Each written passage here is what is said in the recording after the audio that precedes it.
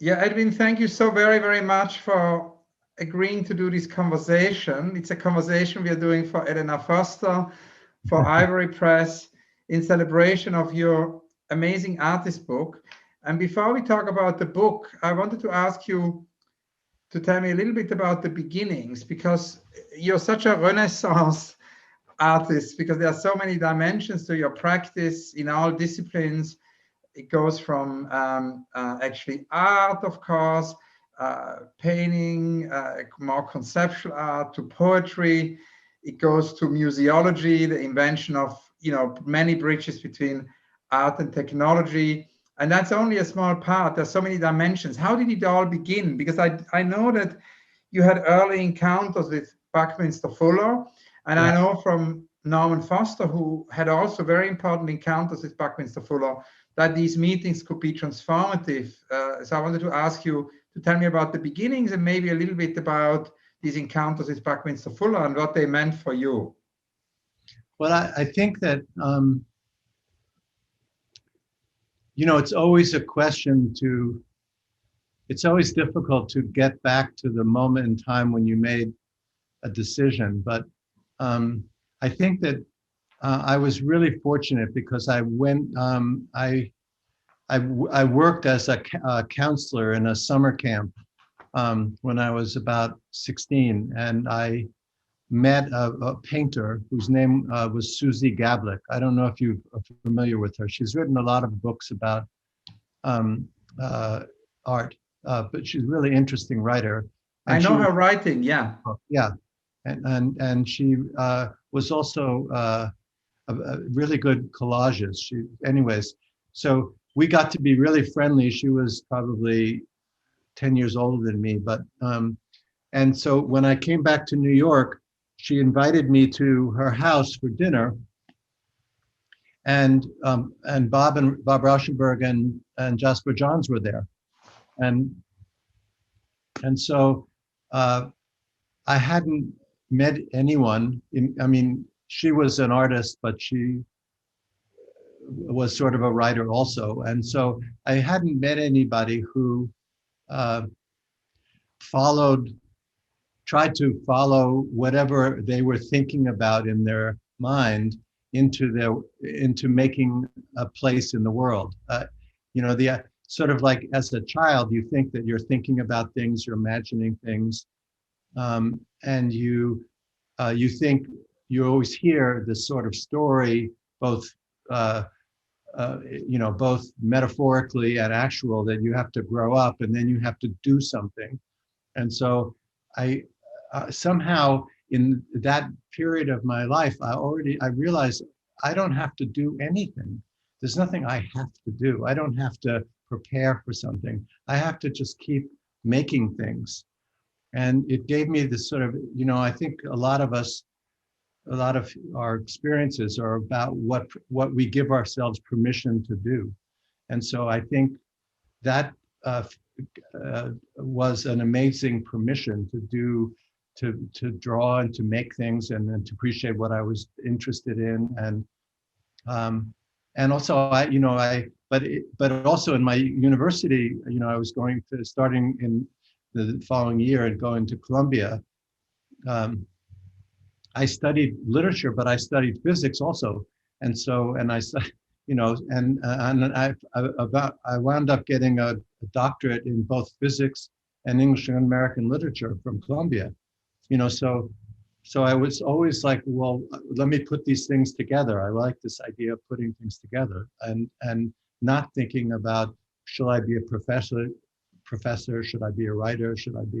I didn't think I had to be. I thought what I had to be was me trying to express what I was seeing in the world, I guess. I mean, I don't think that that's a very good way of saying it, but that's so then, so my life in New York was really interesting, going to galleries. And then with Jasper, I went to his print studio, and then I met Tanya Grossman, and she wanted me to do a book.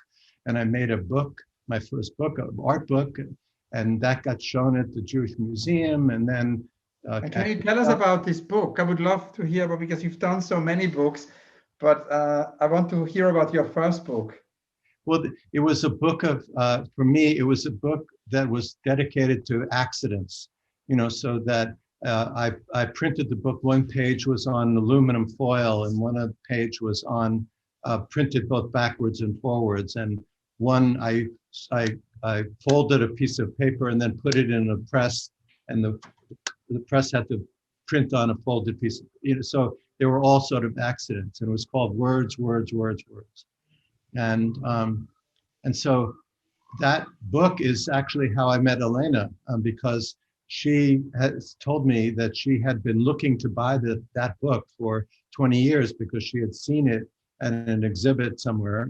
It had been exhibited a lot, and so and she bought a copy of it, and then she wanted to meet me. So that was how I met Elena. But so I made the lithograph books, and then I met Bucky in the midst of all this. And Bucky said, "Oh, I don't think that, I think getting a doctorate, that was all fine, but now you should come work with me." So I went and I moved to Carbondale, Illinois, which is where he was and then I taught I taught with him and for him. I taught a class for a year, but it was incredibly boring in Carbondale. So I came back, and then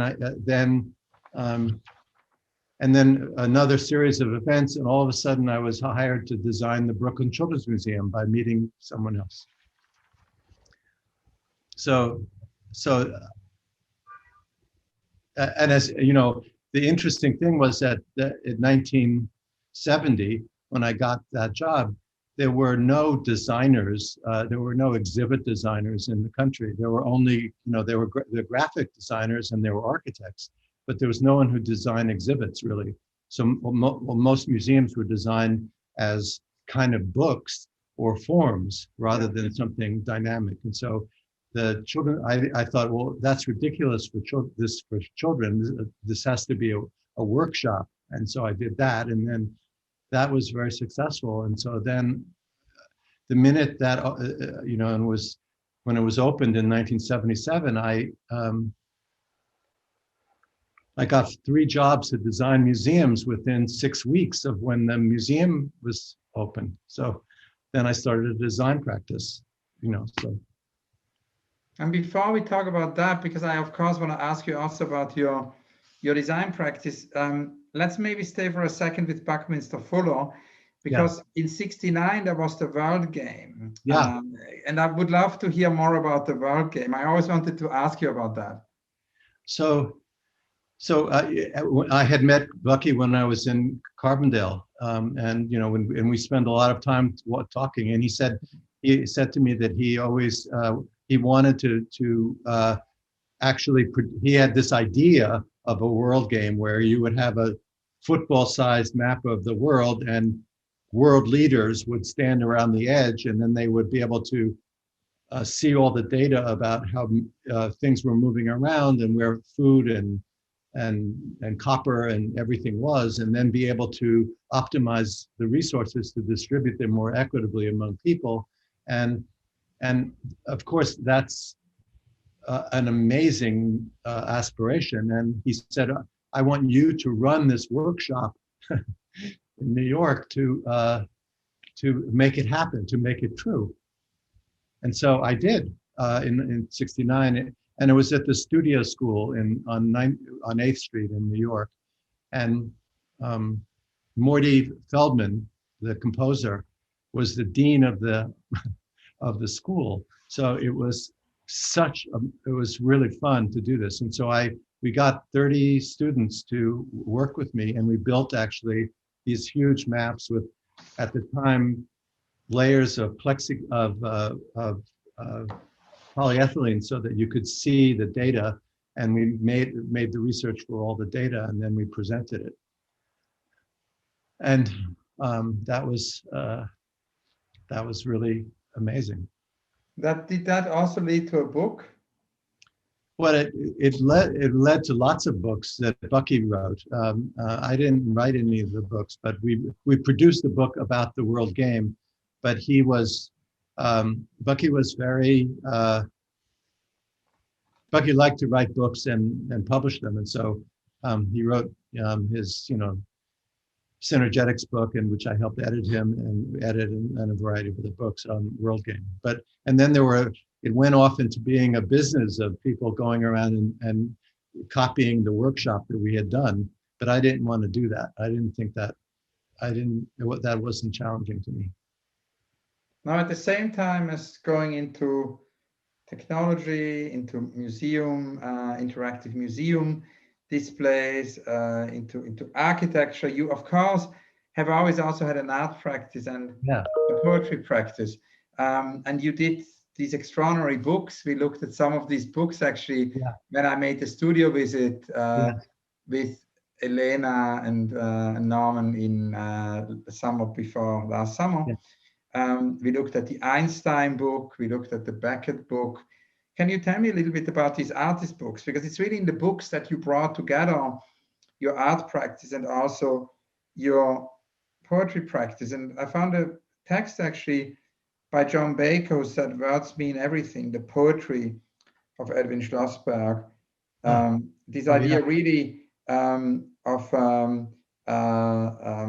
you going beyond the passivity in a way, or the stillness of the printed word. That one of the reasons actually you said you do this work is because you want to bring attention to the fact that words are not an invisible medium through which an author talks directly to the reader. So you had a very different use of words.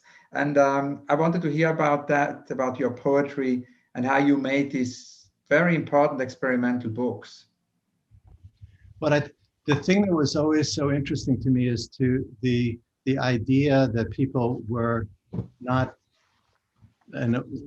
unconscious, but unconscious of the fact that they were composing, that they were composing the letters and composing the connection and doing in a huge amount of like angling light waves and stuff like that to make things work, and that the words were in a way shadows of concepts that they had already had in their head. So I tried to think about how I could make conscious this process, so that the complexity and the in a sense everyone's composing as they're reading, not only composing the figurative pieces, but pulling from every different corner of their experience into trying to assemble that idea as if it was like walking, that and it's such an astonishing process, and so engaging and so difficult. So I constantly wanted to experiment with like the fragments of the letters when I took the letters apart and put them on different pieces so that you could see them and then see how that recomposes, and always trying to bring attention to the fact that the words weren't the evidence like of a stone. They were the evidence of the process of composing, the associative process to get to a stone when you see the word of stone. So it was always really interesting to me to try to activate in the sense that poetry is always trying to activate a combination of conceptual and emotional and theoretical ideas all together. Can you talk a little bit about some of these books? Because as far as I understand, there are 11 artist books, no? Yeah, they were, each of them were made for one of the shows. The Tidal Gestures and Word Nerve that was one show that I had in 1990. And there were 10 other shows that I had at Feldman Gallery, each one of them in which I made an artist book based on the drawings or paintings or sculptures that were being shown. And in these shows, you showed very large-scale drawings. Very often, it was immersive. The visitor basically could almost like walk within these poems. Yes, yes, that was the idea. And also one of the one show was all about using a material that has thousands of glass beads embedded in the surface, so that when the light hits it, the light immediately leaves the surface and goes out, and so you're really looking at the shadow of the letters, and so it makes a really interesting context, which changes depending on the angle in which you look at it. Yeah. And of course, one of the books, and we looked at it actually in your studio in Martha's Vineyard, is the famous Beckett book, and that had to do also with a very deep dialogue with Beckett and with Beckett's work, actually. So I wanted to ask you to tell us a little bit about your exchange with Beckett and about the genesis of this book. As I was doing my doctoral program in physics and literature, the thing that was so interesting was the trying to look into the literature and to look into the physics, into where I thought there were similarities in the composition of the ideas and theories and then experiments that were done. And so I tried to figure out how I could parallel a conversation between Einstein and Beckett, but using their quotes as the evidence of the fact that they were both talking about these things almost in the same way, but at different times. And so the book is completely filled with their quotes, with my glue, weaving them together to tell the story of thinking about mass and space and time.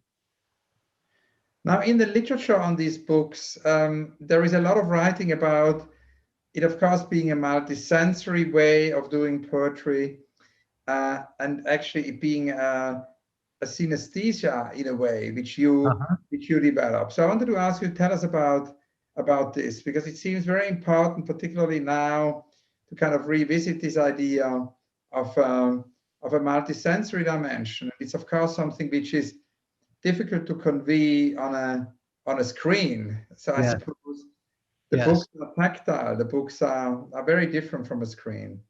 Right, but I think that the multisensory is using senses in the way that we talk about them, which is that they each have a place in the brain where they're activated by speaking about them as well as using them. And so the idea was to really see if we could I could figure out a way that Einstein and Beckett and Wallace Stevens and Niels Bohr also is another book that I wrote, which is but they were writing letters and diaries to each other. But it was the whole idea about sort of composing this conversation in the reader's head, which is where in effect that's where books live, and trying to kind of activate the sense of agency that your head is going through as you're pulling these symbols and things together and memories and a variety of other things together to make you understand something better. And that, of course, happens very strongly in the book. Ivorypress has just reissued and just published. Yes. It's an extraordinary artist book, and two readings are never the same. There are so many ways to navigate it. I also was thinking of Marcel Duchamp, because he once said that the viewer does half of the work, and I felt with your Ivorypress book, each time I worked with it and I spent time with it, I did at least half of the work. Yes. Can you talk a little bit about this? You probably agree with Duchamp on this point, and then how it works with this amazing object Elena Foster published. Yes, the thing that I think that they did a spectacular job of publishing it. So because even the way the pages, some of the pages are almost invisible and some of the pages are visible, and so you get this very interesting thing about seeing it deep into the book, and I love that. And so the idea that it's not just a stack of pages with ink printed on it, but that it has all these other layers of intention. I think that one of the things I think that I would say about this is that I really imagine books really to be maps, and that what you're trying to do is by reading that you're trying to understand the place you're going to visit or you're going to experience, and that the more numbers of different characteristics in the map about the place you're visiting, the more you can understand how to get there and what happens there. And so I really always think about the word map as a book, but it's confusing if I call it a map, because I do call it a map a couple of times. But I think that it really is a mapping experience of trying to imagine, driving down a road and as being what you see when you see a map in front of you, and the experiences that you've had there. And can you tell us about how you construct such a book? Because it's such a non-linear experience. So I was wondering how you built this up. Well, in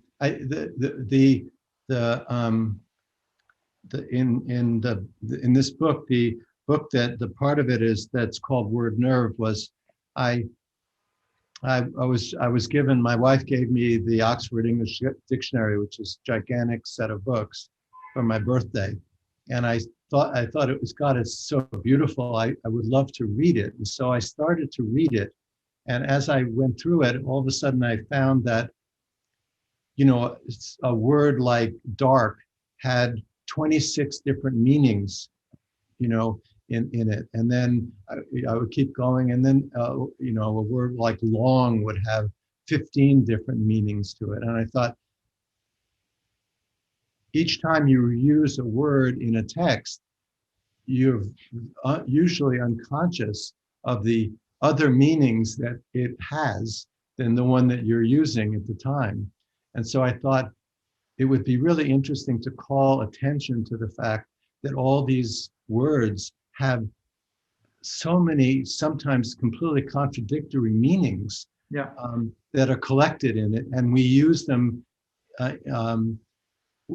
just interchangeably as if it's exactly the same thing. So if I say it's a dark day, you could think, well, it's a sad day, it's cloudy. You can think so many things. So if you try to elicit the difference of the words themselves in interplay with, so that's what I tried to accomplish, which was to pay attention to the interplay of the different meanings of these words. And we have a little page that describes the fact that there are at least more than a dozen meanings of every word that I used in this text. And when you actually construct such a book, how do you lay it out? How does it? Is it collage? Is it? How do you test it? How do you compose? The way that the structure, that's how I realized how to do it. I mean, I thought about it for a long time, and it was like thinking about each of the letters and how they were placed, and then how the poem that connected all the differences of that one set of words could be revealed as much as possible. And do you think that some of your other books could be reprinted, or are you working on new books? Because obviously it's an important aspect of your work. And I still think, that's why the work of Ivorypress, it's one of the reasons why it's so important, is this emphasis on artist books. And I always feel that artist books are one of the most, underrated and least appreciated dimensions in the art world. Because when artists work on an artist book, it's as important as a big exhibition. It's a labor of love. The artist is involved in all the aspects, from the paper to the layout. So I think it's important to sort of celebrate this medium more. And as you've made this very important contribution, I was kind of wondering if you plan to reprint these books, obviously most of them are out of print of these 11 books. Yes. And also if you have maybe unrealized ones, you would still like to realize new ones or old unrealized ones, as a matter of fact. Yeah. But there are a lot of, I actually have made probably about 2 or 3 dozen books that you could think about as art books, but I made one of a kind of them. And I haven't thought to have them reproduced, but the book that I did at Universal Limited Art Editions, the Words, Words, Words, that was my first effort to try to make a book that was published that had all these relationships embedded in them. And in some of the books, actually, and in some of the poems, you also use color, thinking, for example, about the Conscious Alphabet series. Yes. Can you tell me more about that? So what I tried to do was, I in that case, I took the alphabet as the structure of how you have, each of us has probably endless way of thinking about each of the letters of the alphabet, about its, when an A means so many, it means, your friend Arthur, it means a grade you got in school, it means all these things. And it's also, it's like also has a position, because it kind of means 1, and then B means 2, and so what I tried to do was to paint a set of all the meanings that I thought I had with it, so that you could follow that thought. And then and then I explained that there was a text along with it, and that was one of the art books that I like really much, the way that it turned out. Now, you mentioned before that doing poetry and visual arts and bringing that together at the same time, working with technology and working with Buckminster Fuller, you all of a sudden entered a completely new field, which is the field of museums. And the Brooklyn Children's Museum was, of course, the first one. It actually happened it opened in 1977, right? And right. In a way, changed the way we perceive museums in terms of interactivity, and created a whole series of museums. So I wanted to ask you a little bit about this idea, because you use technology. I mean, Cedric Price once told me, technology is the answer, but what is the question? Yeah. And I feel it has a lot to do with the way you brought technology, or keep bringing technology into these museums, because you actually didn't use technology as a gadget or as an object, but you use it as a means to communicate. Yeah. Well, there's a paragraph, not a paragraph, but there's like 3 sentences in the Timaeus of Plato, in which he says that, and this is I'm paraphrasing the thought. The history of human beings is that they reach into themselves and they pull out an organ or a bone or their blood, and then they examine it and take it apart and make it very big so that they can understand it. And then they constantly then try to make it really small, and then they swallow it. And that quote, I just, when I read that when I was in college, I thought, this is like the history of Western civilization. This is the most interesting thing I think I've ever read, because what we're always doing is we're exploring ourselves and life and the earth and stuff like that, and we make it big so we can see it, and then we swallow it like technology, and then we move on to being able to swallow the next thing. And it's always an interplay. The technology is like the box that the food comes in. It's the means by which the next thing is understood. And we're now getting at the sub-visual level where we're activating the world at an amazing clip, both biologically and physically, and that's another of the processes that we're looking at. And so, what I'm always interested to do is to try to make a map of that process, so other people can appreciate it as much, because very few people these days read Plato. You did another museum actually soon after the Brooklyn Children's Museum.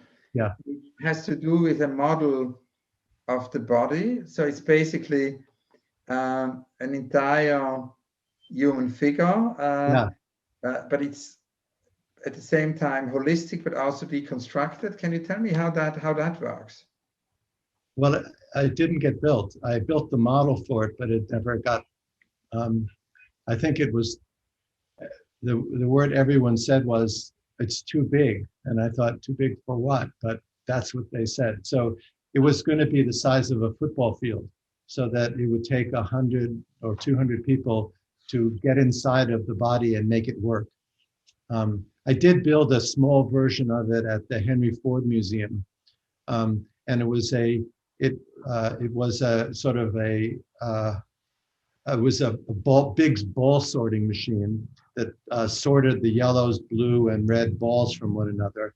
And it took 30 people working together using all the basic inventions of modern life, like gears and Archimedean screw and all kinds of things. So you would get to understand these inventions we had, but you would be doing a thing about trying to sort the balls into different places. So it was the most sort of metaphorically like the body game that I always wanted to build, which I haven't yet built. So it's an unrealized project, and that's obviously the only recurrent, question in all my conversation with artists is the question about the unrealized project, because I'm immensely interested in projects which haven't happened, and I'm always, interested in creating awareness for those, hoping that we can actually contribute to make some of these projects happen. I'm interested in projects which don't really fit into the boxes, of the art world or the architecture world or the design world, so that, and for that reason have not happened. And of course, the reason why a project is unrealized can vary a lot. It can be because the project is too big or too expensive or utopic, sort of, or it's a dream, or maybe it's also a project which has been censored, or it's a project, as Doris Lessing always told me, which we haven't dared to do. There are certain projects we haven't had the courage to do. She called those the self-censor projects. So there are many, many reasons, and these are just a few examples. There are many more why a project could be unrealized. And I was very interested, now that we talked about your model of the body project, which was unrealized, if you can tell me about some of your other dreams or unrealized projects. Well, I just to say that I have a 10-foot model of the body game in my office in New York here. It's sitting there as the unrealized project. It sits in front of my, hoping that one day the right person will walk in there and want to make it. I'm really interested right now. I'm really interested in simulation environments in which I designed this project called the Edward M. Kennedy Institute for the Study of the United States Senate, which is right next to the Kennedy Library in Boston. And 100 high school or college students come in, and for 3 hours, they simulate being senators in the real senators. And it's very successful. And I think that one of the really great tools that the digital technology and computing makes it possible is for people to, in a parallel world, use the data that they can get and find, as well as their bodies as the units to become like a senator, and then realize that it's like that those masks that in the zoo where you can see like a pig sees or whatever. The minute you are the thing that you are trying to understand, you you begin to pick up all the traits of it without studying it. You become it, and that's I think these simulation environments are the key tool set that we need to emerge towards, and it's not easy right now for people to realize about the value of simulation. And that, of course, brings us also back to this idea of how you use technology.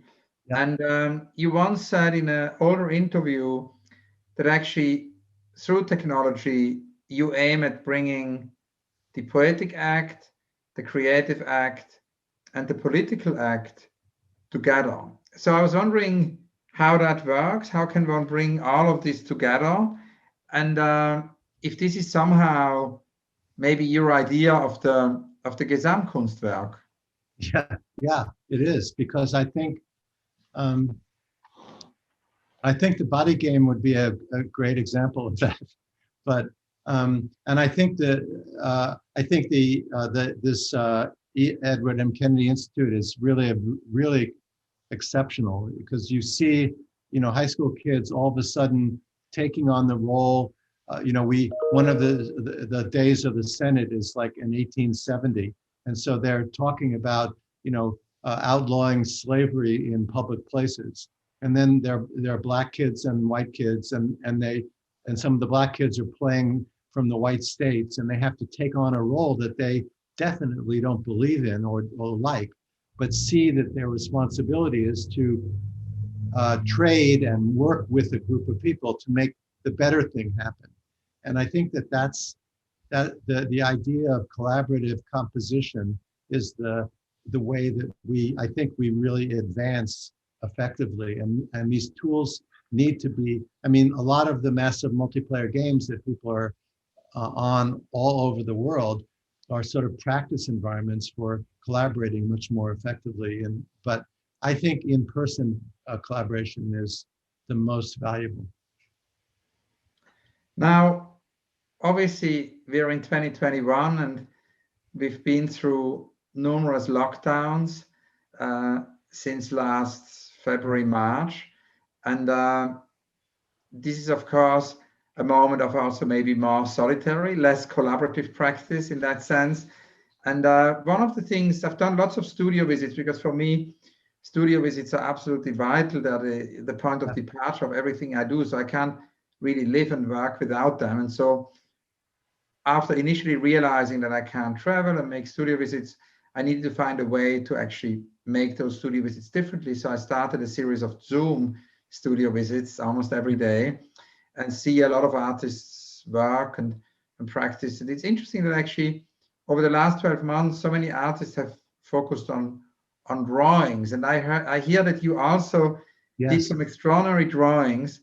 So I was wondering if in this last part of our conversation tonight for Ivorypress, we could maybe look at some of these new drawings. I think it would be amazing to see them. So I think that I want to get so the drawing is really seen. Can you see it pretty well? Yeah, I can see it very well. That's the drawing which connects to Pushkin, right? Yes.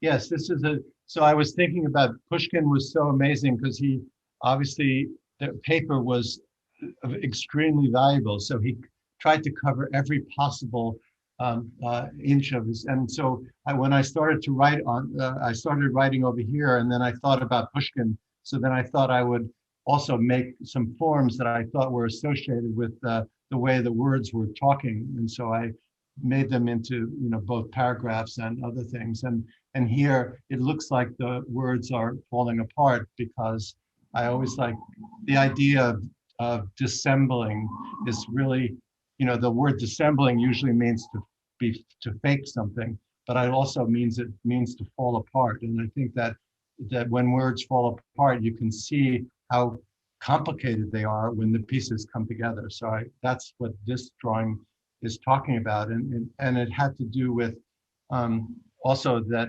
the idea of being not having a kind of three-dimensional world, but only a two-dimensional world that I could work in. It is so much easier to just have this paper and my pen and be able to write what I was doing. So here, this was, sort of like a uh, I was making a speech, not a speech, but I was thinking something and I wanted to continuously say it. So I kept moving around the space and writing as if I was moving around the space and thinking about it. Like when I often find my best thinking is when I'm walking. So I felt like I was was making something that looked like how I felt like I wish I was doing, which was walking while I was drawing and writing the text. So it's almost like you're a flaneur with words. Yes, exactly.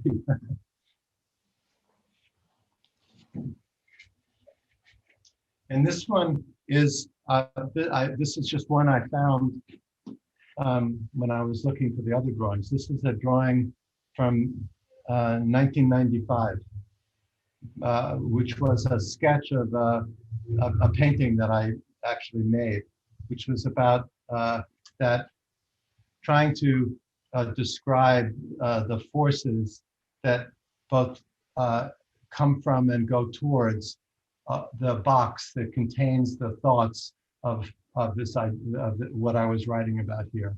And so that was sort of an illustration of how I thought I got all the letters and everything coming in and becoming this and then becoming the text. So I was finding myself thinking about the quality of our contemporary culture that I thought was much more important than independence was interdependence and being interdependent, meaning that we are not looking like for individual isolation, but we're looking for interdependence between us so that we depend on one another rather than we are looking for individual independence. And so I thought that it was important enough, so I wrote this out with a stencil and then I wrote the text describing why I thought this was really important. So thank you so much. That's amazing. And so that's what you did in New York. What did you do in the studio in Martha's Vineyard during 2020? I've been using photophosphorescent paint. Do you know paint that retains the activation because of light during the day, and then slowly over a period of 6 or 8 hours fades? And so so I thought that it was really interesting to try to talk about how, how each of us has this thing about we go to sleep, we wake up. How does that work? Where are we in that process, and what in between? And so to try to describe like when you imagine you're going to go and visit. When I thought about I was going to have a conversation with you, it becomes something, then it goes away. So I thought that was a really interesting thing to try to both dynamically illustrate by the chemistry and also in the forms and the things that I wrote about. And this idea of actually using chemistry for drawings and paintings has, of course, a long history in your work. Yeah. I think, for example, of the Fort Myers mural where you used liquid crystals. As far as I understand, that project had to do something with Robert Rauschenberg, and I wanted to hear more about it. How did you paint with liquid crystals? Because obviously that work has to do with interdependence in the sense of that, in a way, people's presence changed the work. Yes. So he has a house. He had a house on Captiva Island, which is just off the coast of Florida, and there was in the university, which was nearby. He became the artist in residence, and he promised that he would bring artists to do works for every month. And so I was the artist of the month. And so what I did was I painted the wall black, and then I painted liquid crystal, which is really pure cholesterol. It's a cholesterol molecule. And it wasn't pure because it comes in a mylar base. And so I painted it with a sponge, and I put it on the wall in lots of different ways. And I did the sponge so that it didn't suggest the kind of fine, the brush strokes meant anything. It was like it was creating a surface that would respond to the heat of the people in the room. And the closer people got to the surface, the more they could see the text which I wrote. And with liquid crystal, you can tune the chemistry so that it responds to a range of temperatures. So I put the temperatures that I painted the wall with as the body temperature of a person, and then put so that they could see the difference between that and what I painted on the wall and what they painted. You also used liquid crystal for another series called Warm Memories, and that's again sort of an in-between space between painting and poetry. Yes, and that was I don't exactly remember what year it was, probably 90, in the early 90s. And what about memory? Because it's interesting, I mean, we live in an age, the title was Warm Memories, and we live in an age where we have more and more information, but that does not necessarily mean that we also have more memory. Yes, it could maybe even be that amnesia, as the historian Eric Hobsbawm always told me, maybe amnesia is somewhere at the core of this information age. What's memory for you, and what are warm memories? Well, I think that the liquid crystal was a perfect example of a memory, because it remembered a temperature and then it faded, so you could see that.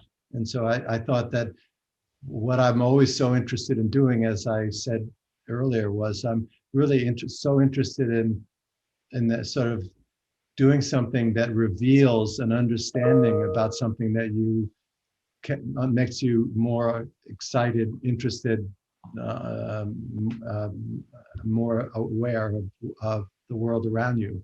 And so warm memories is like, it was just kind of probably not a great pun about the memories being about heat rather than about particular thoughts. I had a last question. Given your immense experience in art, in poetry, in questions of art and technology, in simulation, in museums, what would be, because it kind of goes back to Rainer Maria Rilke, who more or less a century ago wrote this wonderful book, which is the advice to a young poet. What would in 2021 be your advice to a young poet, to a young artist, to a young technologist? I think that the idea of thinking of yourself as a member of a group, of a team, of a collaboration, is the aspiration needs to be the aspiration of this group coming up. There are 220,000 more people on Earth every day, net increase. And I think that collaboration and co-creation is what is essential for the future. Edwin, thank you so very, very much. It was a wonderful conversation. But it's always, from the second I met you, you asked me really interesting questions. And so the thought that we would be talking for an hour was really thrilling to me. So thank you. No, it's very thrilling for me, and I hope we can meet soon again in person. And that is the prelude for another conversation in real life. Okay, cool. Anytime. Thank you so much. See you soon. Okay, bye. Bye. Thank you. Bye-bye.